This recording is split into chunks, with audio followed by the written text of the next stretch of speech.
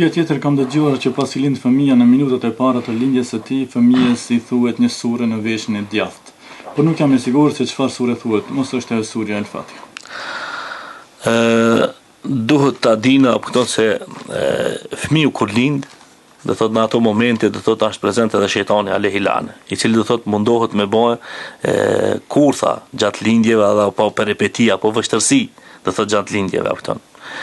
Për ata që do thot të parën punë të cilën do thot duhet na me bë masi që të lind fëmiu, këta do thot duhet me pas parasysh sidomos nanat tona, ata të cilët lindin apo këto, që kur ta morrin fëmijën mas pari herë në gjinin e vet, që mi athir ezanin në venin e djathtë. Ezani do thot është i njëjti ezan i cili thirret për namaz, Allahu Akbar 4 herë, masën ashhadu an la ilaha illa Allah, ashhadu anna Muhammadar Rasulullah, ka 2 herë, pastaj hayya al-salah, hayya al-falah ka 2 herë, edhe Allahu Akbar la ilaha illa Allah. Do thot kjo është ajo dov e cila do thot është e përmendur me hadithin e pejgamberit sallallahu alaihi wasallam, pasi që fëmiu kur të lind ndëgjon, ndërsa e pamurit i vjen tek ma vonë, apo thon sikur çka është e përmend do thot në për disa tekste, mas 40 ditëve henez ja nis fëmia me pa, ama në momentin që ka lind, ai do thot e ndëgjon. Edhe këtë thirrje islame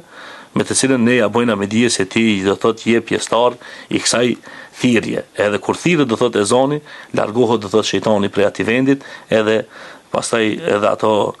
që më thonë nyjet e lindjes apo vështirësitë e lindjes shkojnë me kollajllëk. I kameta i këndon të veshin e majt? Po, sipas disa dietarëve do thotë përmendin edhe i kametin, por ajo çka është e vërtetuar dhe e saktë do thotë me hadithet pejgamberit sallallahu alaihi wasallam është puna e ezanit e cila thirret në anën e djathtë.